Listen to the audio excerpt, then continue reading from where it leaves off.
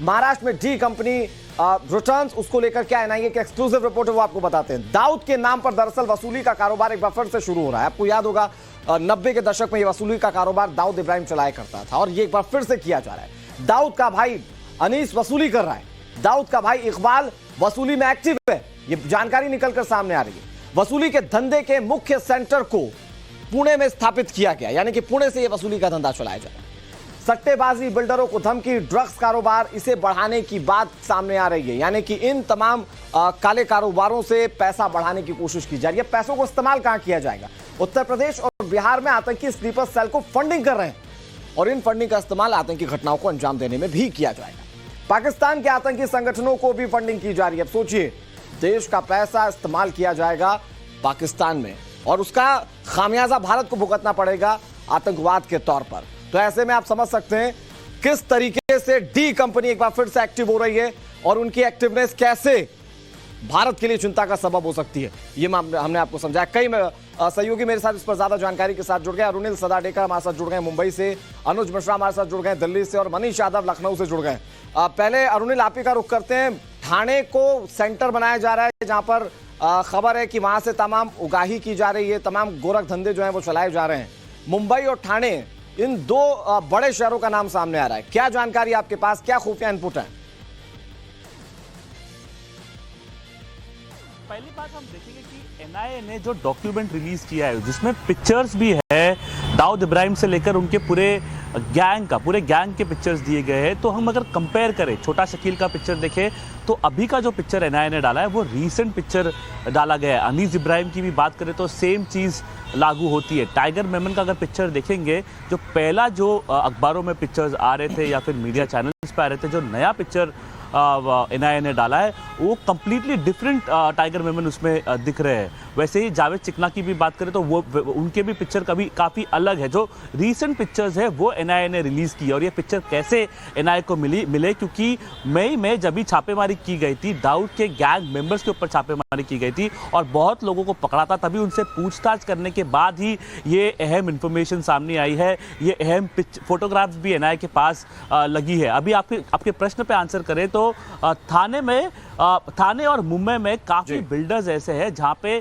D gang का पैसा लगा था। जो डी गैंग अवैध धंधों से पैसा बनाती है, एक्सटॉर्शन हो, ड्रग ट्रैफिकिंग हो या फिर हवाला हो या फिर आर्म्स का जो रैकेट है या फिर नकली नोटों का जो रैकेट ये चलाते हैं, वो पैसा प्रॉपर्टी में डाला गया था मुंबई और थाने में। और यहाँ के बहुत सारे बिल्डर्स अभी भी रडार पर है, इन्वेस्टिगेशन एजेंसीज की रडार पर है। समझना बहुत मुश्किल नहीं है कि प्लानिंग क्या है और वो प्लानिंग एग्जीक्यूट कैसे की जाएगी, वो हम अपने दर्शकों को समझा रहे हैं। अनुज हमारे साथ लगातार जुड़े हुए हैं। अनुज, खुफिया रिपोर्ट्स तो बहुत सारी ऐसी चीजों को इंडिकेट करती हैं जो सवाल पूछने पर मजबूर कर देता है कि क्या 1993 में जो बम ब्लास्ट हुआ था, ठीक वैसी घटना भारत में वापस दोहराई जा सकती है क्या?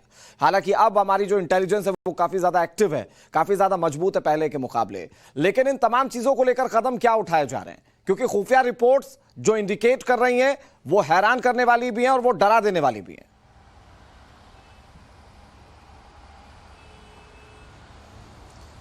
जी बिल्कुल, सुरक्षा एजेंसियों को साफ तौर पे अलर्ट रहने के लिए कहा गया है, लेकिन निश्चित तौर पर जिस तरीके से अगर हम बात करें कि एनआईए ने जो ये अपनी आईआर इन्वेस्टिगेटिव रिपोर्ट तैयार की है, उसके पीछे की जो वजह है, जो तमाम इन्वेस्टिगेटिंग एजेंसी काम कर रही थी, खासतौर पे अगर बात किया जाए यूपी एटीएस की बात किया जाए, दिल्ली पुलिस की स्पेशल सेल की बात किया जाए, हाल फिलहाल में जितने संदिग्धों को पकड़ा गया उनसे पूछताछ के बाद एक बात सामने आई थी कि कहीं न कहीं स्लीपर सेल को एक बार फिर से भारत में एक्टिव करने की कवायद की जा रही है।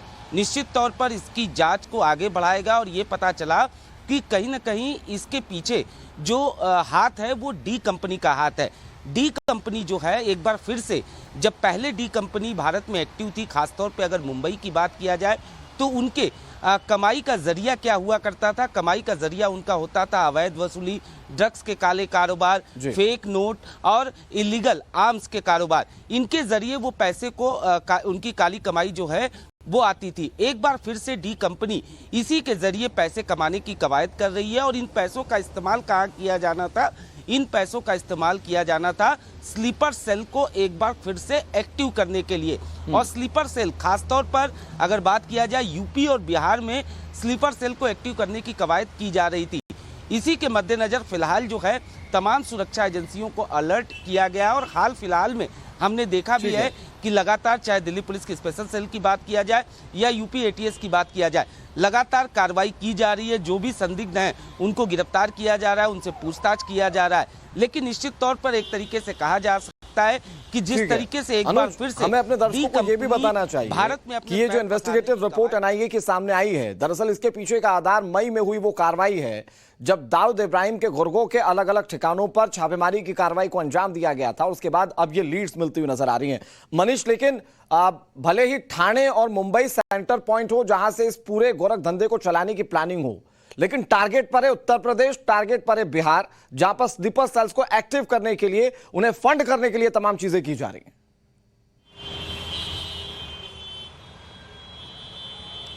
बिल्कुल, कार्यक्षेत्र उत्तर प्रदेश और बिहार को बनाया हुआ है। बीते करीब जुलाई महीने में हमने देखा, अगस्त महीने में हमने देखा जो कार्रवाइयां की गई एटीएस की ओर से, फतेहपुर से सबीउल्लाह को गिरफ्तार किया गया, सहारनपुर से नदीम को गिरफ्तार किया गया, आजमगढ़ से एक आतंकी को गिरफ्तार किया गया था। तीनों से पूछताछ की गई।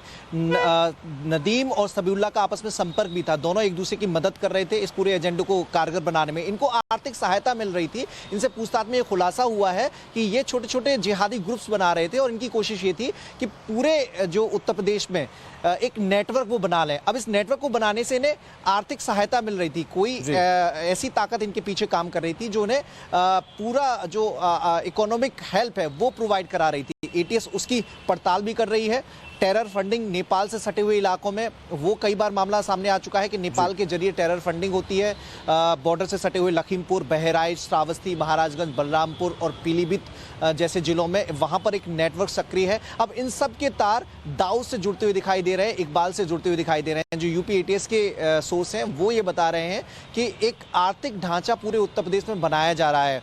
जो स्लीपर सेल तैयार किए जाएंगे उनके लिए जो जरूरी संसाधन होते हैं, उन्हें जो ट्रेनिंग दी जानी है, ऑनलाइन ट्रेनिंग खासतौर पर प्रीफर की जाती है, उसके लिए आर्थिक मदद की जरूरत होती है और वो मुंबई के जरिए यूपी और बिहार में प्लांट की जा रही है।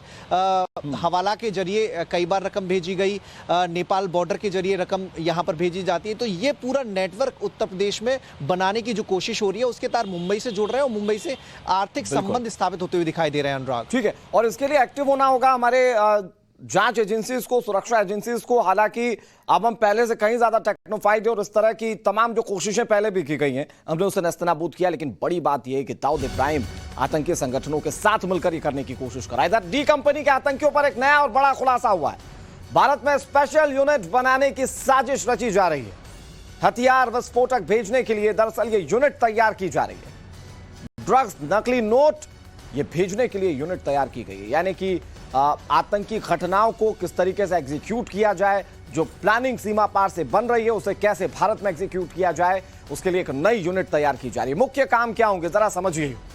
आईएसआई की प्लानिंग को अंजाम देना इस यूनिट का मुख्य काम होगा। बड़े नेताओं पर हमले की साजिश रची जा रही है। यह खुफिया इनपुट निकलकर सामने आए। बड़े कारोबारी निशाने पर हैं, टारगेट पर हैं। अलकायदा के स्लीपर सेल की मदद ली जा रही है और इन स्लीपर सेल को पोषित करने के लिए क्या किया जा रहा है? एक्सटॉर्शन, अपहरण, ये तमाम चीजें की जा रही हैं। डी कंपनी के आतंकियों पर यह नया और बड़ा खुलासा हुआ है। आपको हमने पहले खबर भी बताई थी कि किस तरीके से कई आतंकी हैं जिन पर इनाम घोषित किया गया है और अब यूनिट बनाए जाने की बात भी बात निकलकर सामने आ रही है।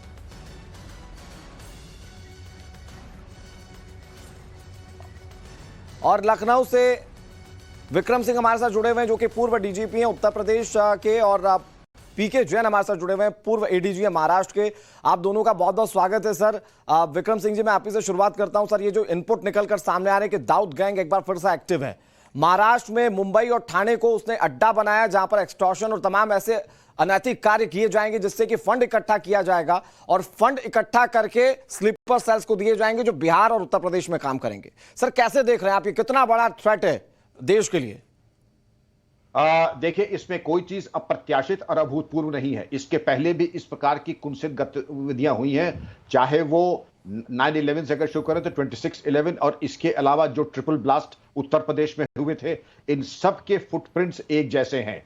टेरर फंडिंग, स्लीपर सेल और धन उगाही, चाहे बड़े बिजनेसमैन से और टारगेटिंग करना। लेकिन तब में और अब में बड़ा अंतर आ गया और मुझे कहने में बहुत हर्ष है कि अब हमारी सिक्योरिटी एजेंसीज इनका मुंहतोड़ जवाब देने के लिए और इनको इसके पहले ये इनका अंकुरण हो, उनको मिट्टी में मिलाने के लिए समर्थ और सक्षम हैं। जैसा कि आपने पहले देखा होगा इंडियन मुजाहिदीन के केस में और अन्य अल कायदा टेररिस्ट को जो मुंहतोड़ जवाब दिया गया है, ये सही है, चिंता का विषय है, क्योंकि निरंतर जागरूक रहने की आवश्यकता है। इनके स्लीपर सेल को बेनकाब करना यह आवश्यकता है। लेकिन पहले और अब में जमीन आसमान का अंतर आ गया है। विगत 10 वर्षों में हमारी तैयारी आज की ऐसी है कि ये जो मन में इनकी कल्पना शक्ति की उड़ान होगी, उसके पहले ही ये मिट्टी में मिला दिए जाएंगे। ठीक है सर, बहुत अहम बात कही है सर आपने, और ये बातें कहीं ना कहीं विश्वास भी पैदा करेंगी देशवासियों के मन में। मैं एक बार फिर से आपके पास आता हूं। हमारे साथ पीके जैन भी जुड़े हुए हैं, जो कि पूर्व एडीजी है महाराष्ट्र के। पीके जैन सर, बहुत बहुत स्वागत है आपका टाइम्स नाउ भारत पर।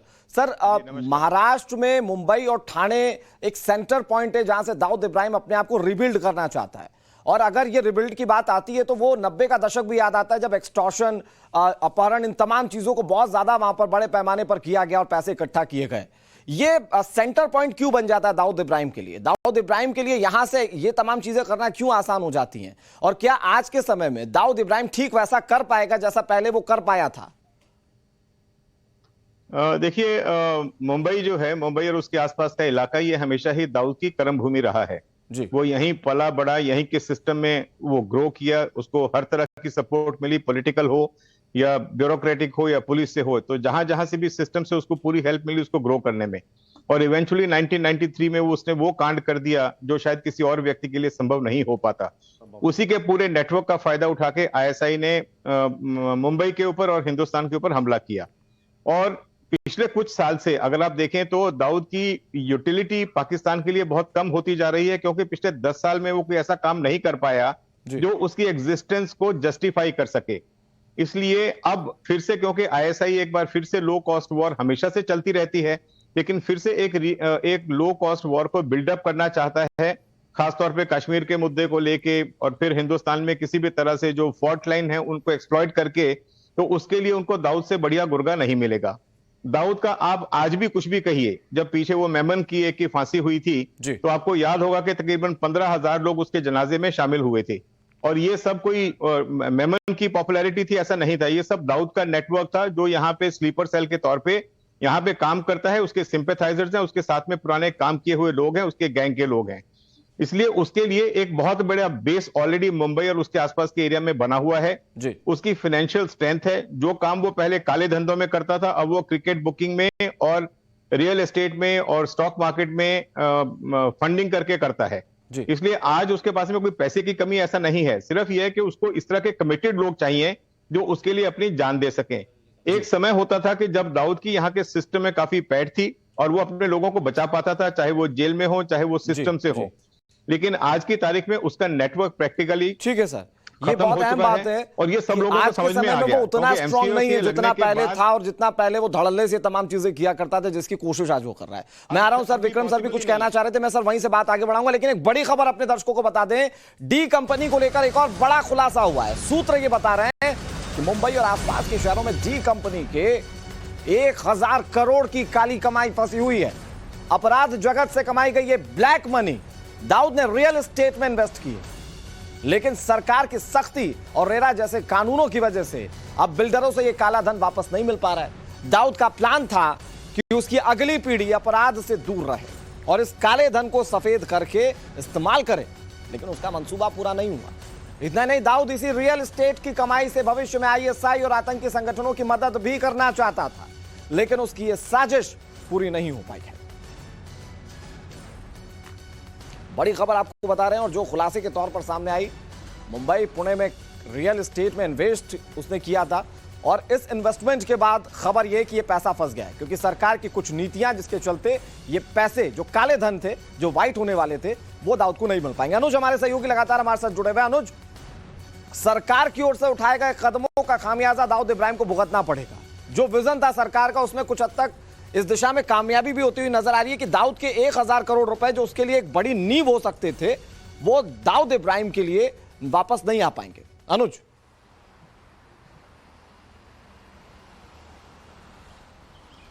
जी बिल्कुल, जहां तक जांच एजेंसियों की बात की जाए, लगातार शिकंजा जो है दाऊद इब्राहिम और उससे जुड़े तमाम जो उसके गुर्गे थे उस पर कार्रवाई की जा रही थी। और इसी बाबत जो है हमने देखा था कि किस तरीके से पिछले दिनों जो है वो छापेमारी भी की गई थी।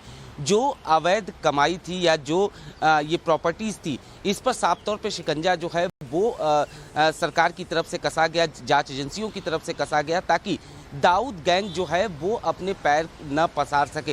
हालांकि जिस तरीके से ये खबर सामने आई कि एक बार फिर से वो अपनी पैर पसारने की कवायद कर रहा है, उसको लेकर भी चौकसी जो है साफ तौर पे बढ़ती जा रही है। और लगातार तमाम जांच एजेंसियां जो हैं वो एक दूसरे के साथ मिलकर, चाहे आईबी की बात किया जाए, एनआईए की बात किया जाए, एक साथ मिलकर इस पर काम भी कर रही हैं और लगातार जो इन्फॉर्मेशन है उसे गैदर करने की कवायद की जा रही है, ताकि जो दाऊद गैंग है, क्योंकि सबसे बड़ी बात ये सामने आई है कि इस बार जो डी कंपनी है वो जो तमाम खासतौर पे आतंकी संगठन है जो आईएसआई द्वारा संचालित की जाती हैं, जिन पर लगातार ये आरोप लगते रहे हैं, चाहे वो जैसे मोहम्मद की बात करें या लश्कर तैयबा की बात करें, इन तमाम आतंकी संगठनों को भी फंडिंग की जा रही है। और इनके साथ मिलकर एक तरीके से कहा जा सकता है कि एक नया आउटफिट बनाने की कवायद जो है वो की जा रही है। तो निश्चित तौर पर इसको लेकर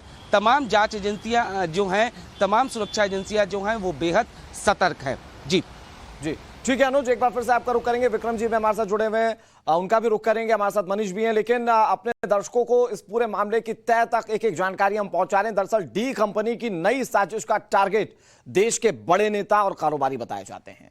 आपको दिखाते हैं किस तरीके से यह पूरी साजिश रची जा रही है। दाऊद इब्राहिम 25 लाख का इनाम, छोटा शकील 20 लाख का इनाम, अनीस इब्राहिम 15 लाख का इनाम, जावेद चिकना 15 लाख का इनाम, टाइगर मेमन 15 लाख का इनाम।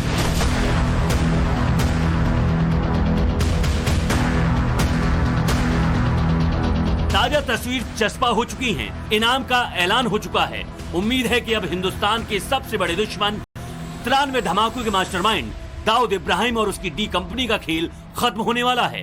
हालांकि दाऊद अब कैसा दिखता है इसका कोई सुराग हाथ नहीं लगा है। नेशनल इन्वेस्टिगेटिव एजेंसी यानी एनआईए ने डी कंपनियों के आतंकियों पर इनाम का ऐलान किया है। एजेंसी ने इनाम की लिस्ट जारी कर दी है। ऐसा पहली बार हुआ है कि एनआईए ने सार्वजनिक तौर पर इतने बड़े इनाम का ऐलान किया है। खास बात यह है कि इन लोगों की पहली बार पुरानी और नई तस्वीरें एक साथ जारी की गई हैं। इसके बीच एनआईए ने डी कंपनी के आतंकियों पर नया खुलासा किया है। डी कंपनी की भारत में स्पेशल यूनिट बनाने की साजिश है। इस यूनिट को हथियार विस्फोटक भेजने के लिए बनाया गया है। इस यूनिट का इस्तेमाल ड्रग्स, नकली नोट की तस्करी के लिए करने का प्लान है। इस यूनिट का इस्तेमाल आतंकी साजिश की नई प्लानिंग और आईएसआई के षड्यंत्र को अंजाम देना भी होगा, जिसके तहत भारत में बड़े नेताओं पर हमले की साजिश है, बड़े कारोबारी पर हमले की साजिश है। ये यूनिट अलकायदा, लश्कर और जैश ए मोहम्मद के स्लीपर सेल की मदद के लिए बनाई जा रही है। हालांकि देश की सुरक्षा एजेंसियां इस साजिश को नाकाम करने के लिए तैयार बैठी हैं। अब देखना यह है कि सार्वजनिक तौर पर इनाम का ऐलान होने के बाद इन आतंकियों की गर्दन तक कानून के हाथ कब तक पहुंच पाते हैं। Bureau report, times now, Navbharat. और देखिए हमारे साथ जो दो बड़े रिटायर्ड वरिष्ठ अधिकारी हैं, उन्होंने एक बात तो साफ कही कि पहले वाला भारत नहीं है। अब भारत बहुत ज्यादा सक्षम है अपनी इन लड़ाइयों को लड़ने के लिए, इस तरह के आतंकवाद को नस्तनाबूद करने के लिए। लेकिन विक्रम सर, मैं दो तीन चीजें एक साथ आपसे समझना चाहूंगा। जो स्लीपर सेल पाल पोस रहे हैं आतंकी संगठन, वो कितना बड़ा थ्रेट है। दूसरी बात यह कि भारत सरकार के पास यानी कि कई विकल्प ऐसे मौजूद हैं, जैसा कि हमने खबर दिखाई अपने दर्शकों को कि काला धन 1000 करोड़ का दाऊद इब्राहिम का फंसा हुआ है। यानी कि हमारी सरकारों के पास ऐसे विकल्प मौजूद हैं जिससे कि आर्थिक तौर पर ऐसी डी कंपनीज के रीढ़ को तोड़ा जा सके। बिल्कुल सही, आपने जिनको स्लीपर सेल कहा है, मैं उनको उनके फुट सोल्जर कहता हूं। और ये आपने सही कहा, ये दो कौड़ी के फुटपाथिया गुंडे मवाली आजमगढ़ और पूर्वी उत्तर प्रदेश से लेकर के महाराष्ट्र तक इनको रिक्रूट करना और इनको टुकड़ों पर ये पलते हैं और अपने को महिमा मंडित करते हैं। आपने रियल एस्टेट में तो कहा, लेकिन फिल्म इंडस्ट्री का भी एक बहुत बड़ा योगदान इन लोगों का है, जो फिल्म इंडस्ट्री में काला धन लगता है।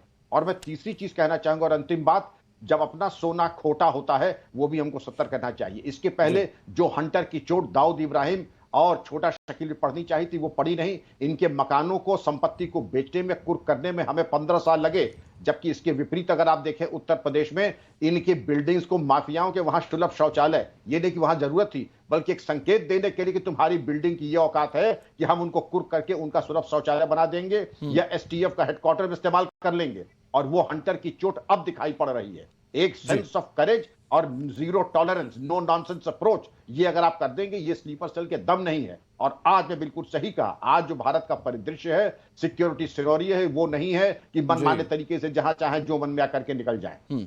हमारी इंटेलिजेंस से सर पहले के ऐसे कई घटनाक्रम हैं जब हमारी इंटेलिजेंस ने इस तरह की जो तमाम साजिशें थी उन्हें नस्तनाबूद किया। कई आतंकी तो अभी पुलिस की गिरफ्त में है, उसकी खबर तो हम लगातार दिखाते रहते हैं। लेकिन पीके सर, मैं आपसे ये समझने की कोशिश करता हूं, जैसा कि विक्रम सर ने भी कहा, और वहीं से मैं बातों को आगे बढ़ाता हूं कि जब तक बीमारी को जड़ से खत्म नहीं किया जाएगा वो बीमारी तो बार बार उपजेगी। तो जब 90 के दशक में दाऊद इब्राहिम के खिलाफ बहुत कड़ी और पुरजोर तरीके से कार्रवाई की गई और जब उसे देश छोड़ना पड़ा, तो उसके बाद आज ये नौबत क्यों है देश में कि वापस वो पैर पसारने की सोच सकता है? देखिए, जब तक सिंपैथाइजर्स रहेंगे ये चूहे बिल्ली का खेल चलता रहेगा। आप ये सोचें कि एक ही दिन में दाऊद का नेटवर्क खत्म हो जाएगा या इतने सालों में खत्म हो गया। मैंने आपको इसलिए बताया कि उसका नेटवर्क प्रैक्टिकली खत्म हो चुका है, उसको नए रिक्रूट मिल नहीं रहे, उसके साथ में लोग काम करने के लिए, उसके साथ में जुड़ने के लिए लोग तैयार नहीं हैं, क्योंकि उनको मालूम है कि ये आदमी अब हमारे को बचा नहीं सकता। एक समय था जब सिस्टम में उसकी बहुत पैठ थी, वो लोगों को बचा पाता था, उनको सब सुविधाएं दे पाता था। आज वो सिस्टम नहीं रहा। अभी जैसा डीजी साहब ने बताया है कि अभी सिस्टम काफी चेंज हो गया, हमारे पास में नए कानून हैं। एक बार कोई व्यक्ति पकड़ा गया तो 4-5 साल से पहले वापस नहीं आता, कन्विक्शन का रेट 92% है। ये सारी चीजें देखते हुए लोग नहीं जुड़ रहे उसके साथ।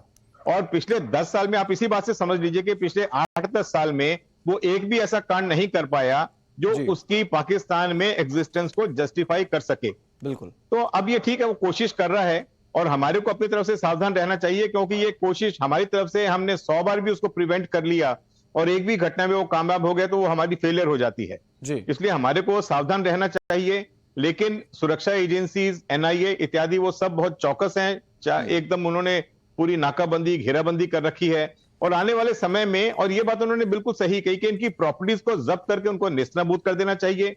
उनकी प्रॉपर्टीज अगर कोई और नहीं खरीदता तो उनको सरकारी कार्यालयों में के तौर पे उनको यूज करना चाहिए।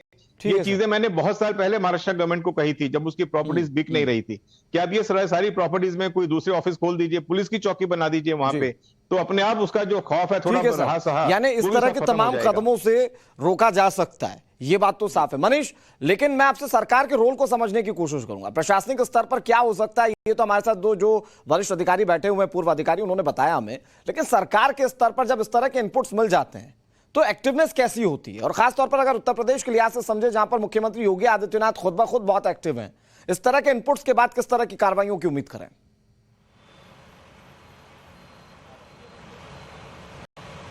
देखिए, सरकार एकदम चुस्त और दुरुस्त तरीके से काम कर रही है। अधिकारियों को निर्देशित किया गया है। यूपी एटीएस की अगर बीते 2 महीनों की कार्यप्रणाली देखें तो राहत की बात है और कामयाबी की बात है कि नदीम को गिरफ्तार किया गया, सबिउल्लाह को गिरफ्तार किया गया, आजमगढ़ से एक आतंकी को गिरफ्तार किया गया।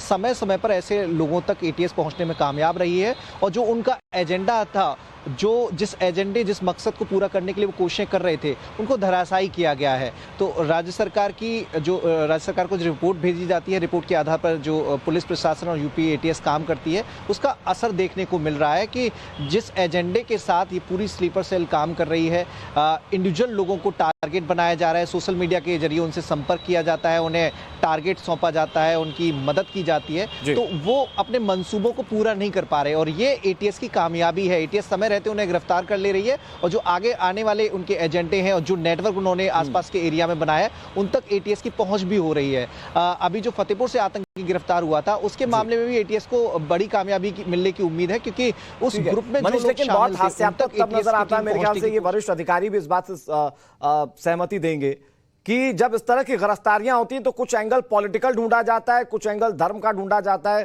कार्रवाइयों को सिर्फ कार्रवाई तक सीमित नहीं रहने दिया जाता है। जबकि ये जो खुलासे आज हो रहे हैं डी कंपनी को लेकर, ये बहुत सारी चीजों को बताते हैं कि कैसे देश के खिलाफ साजिशें रची जा रही है। बहुत शुक्रिया मनीष आपका हमारे साथ जुड़ने के लिए, विक्रम सिंह सर आपका हमारे साथ जुड़ने के लिए, पीके जैन सर आपका हमारे साथ जुड़ने के लिए, पूरी चर्चा में शामिल होने के लिए।